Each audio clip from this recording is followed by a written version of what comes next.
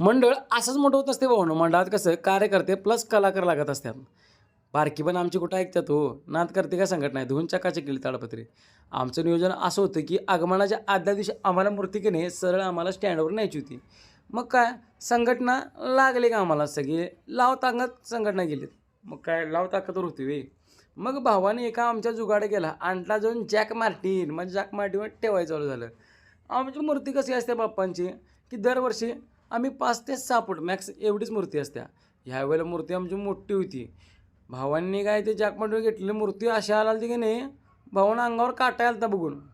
काटा म्हणजे कसं म्हणशीला समोरच्याला मारलो ना चाळण झालीची तिची. यांनी कसं बसं काय पण नियोजन लावून बाप्पाची मूर्ती हलवलीच. कसं असते आपण लहान असताना आपला विचार असते की बाप्पाची मूर्ती आपण तशी आणायची, आपण बाप्पा मूर्ती तशी अशी आणायची. आपलं नियोजन असते. आज सगळं स्वप्न हे पूर्ण झालं कारण नियोजन आमच्याकडे होतं हो. ह्या मंडळाचं कसं असते भावंड एकत्र आलं तरच काम होती हो. बघितलं का लावा ताकद बोला गणपती बाप्पा मोरया एकजूट व्हा आणि मंडळ मोठं करा.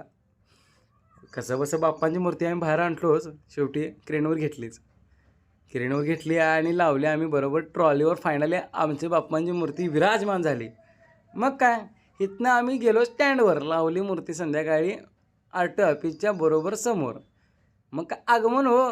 आगमनाला गर्दी बक्षीला गर्दी नाही. भावानं जताराही जतारा. हां मग या भावानं काय ते शॉर्ट उडवायला चालू केला वाघानं. सुकुमाराव यो डोक्यावरच फुटलं माझ्या. ते एक बॉम्ब त्यातला.